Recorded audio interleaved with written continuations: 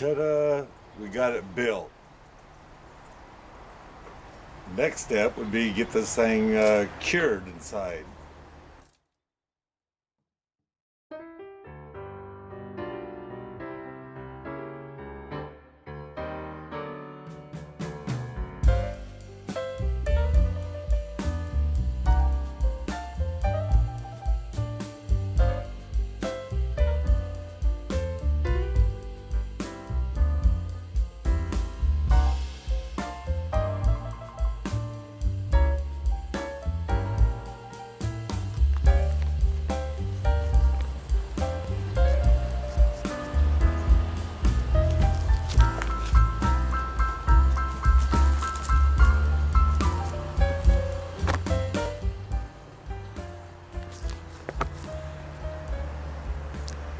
It has 3 or 4 places to put temperature probes.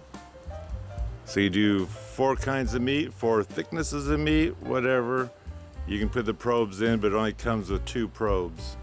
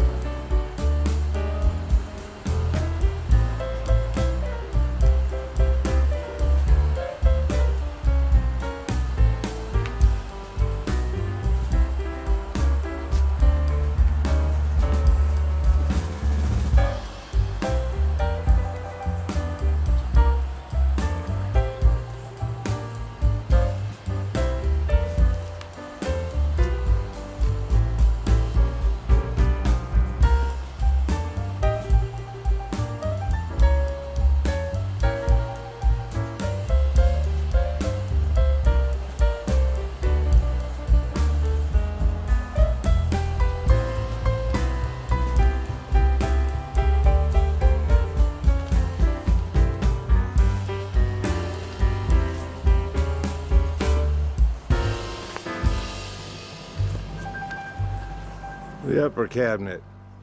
You can smoke cheeses and everything else that you don't want much heat on.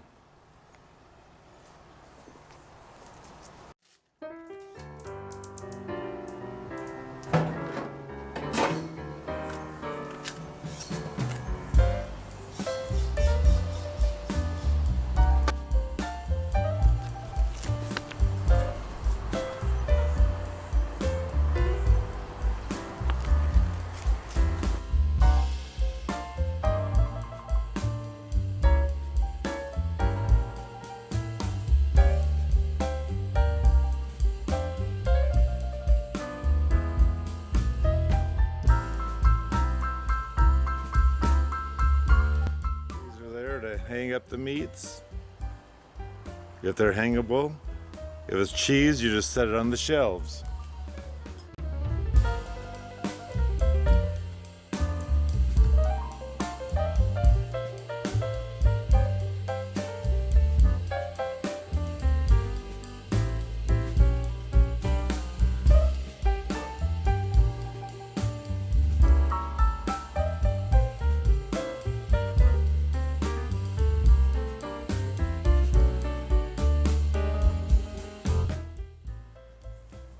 This here is where you plug in your temperature probes. 1, 2, 3, and 4. And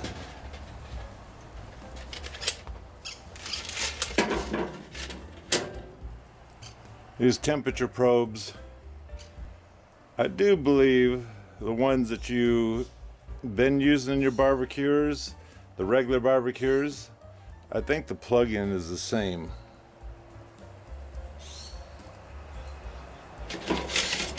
Like I say, here it comes with 2 of them. You have this bucket here that hangs on the other side to catch any juices or whatever, so it's not going all over the ground. Inside here, of course, you're going to get the book. Oh yeah, sure.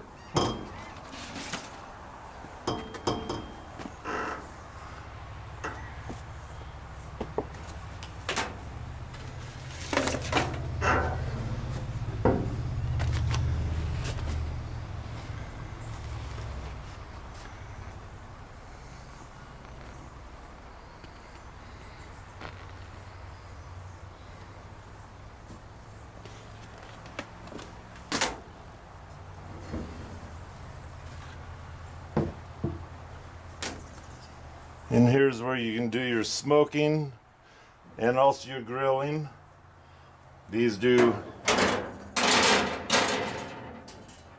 heavy, but these here come out and you can wash them inside if you like. You have a nice what is it, enamel or something on here, so it's not bare metal.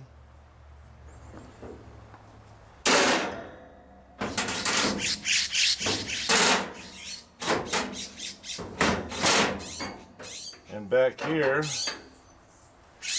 is a shelf that you can put in here, put it up close to the front.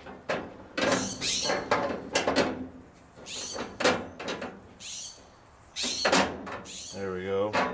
So you can see it better, or if it's in your way, you can set it to the back and it's out of your way, or you can let the smoking go on back there. Down below here is your little pit. Let me take these back out.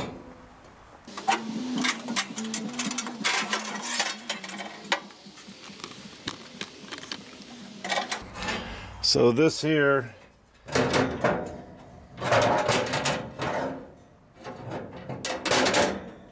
is what slides back and forth and either opens these up or closes them. But down there is where you see, that's where the fire pit is, where the pellets come in and light up and then smoke as needed. So they recommend you have ground. So if you have to run extension cord, make sure it has a ground hole in it, and make sure the plug-in part on the end of your extension cord still has the ground. This isn't broke out.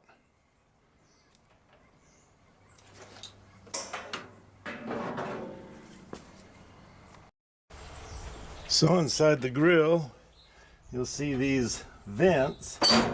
I can close them off, and if you want more smoke up above, you open all these up. This one down here. And also, for the shearing and whatnot, you can have that open or closed.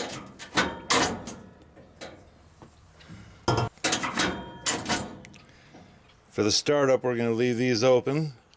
This is for the shearing anyway. Searing, not sharing, good lordy. Anyway, for searing, you have those open anyway. And so I'm going to start this up.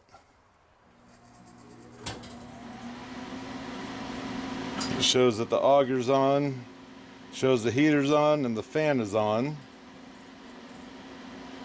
And this is inside temperature right now. We have 66 down here. And, well, it's 65. Anyway, this is fluctuating. This here is the temperature of the upper cabinet. To set this, you push that once. And 180 is as low as it'll go.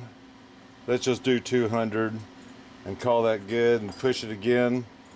Now we'll see the temperature climb as it goes. And like I say, this here is showing it's not very warm yet, and it's just starting. And you're supposed to, by the way,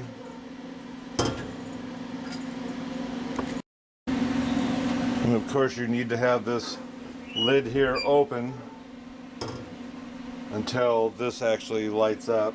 And when it does light up, you'll notice a nice big puff of smoke coming in here. Once it's lit, you can close your grill lid, or your smoker lid.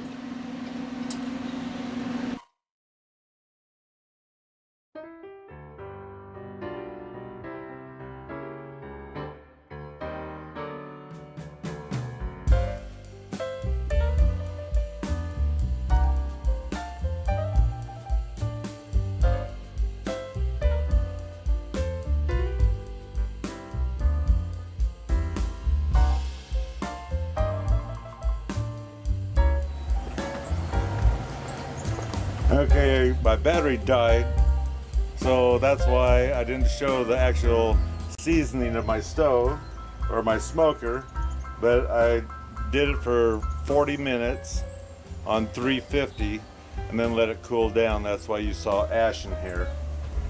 And like I say, today it's already a pre-cooked turkey breast, and I plan on just smoking it and of course heating it up.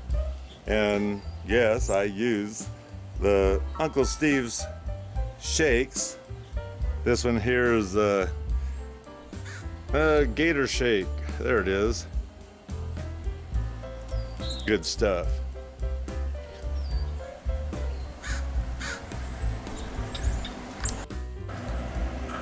And did I tell you it had a light in it? Isn't that cool? It's got one up here and they have one in the cabinet, but I'm not going to open it right now as I'm trying to keep the smoke coming up into here.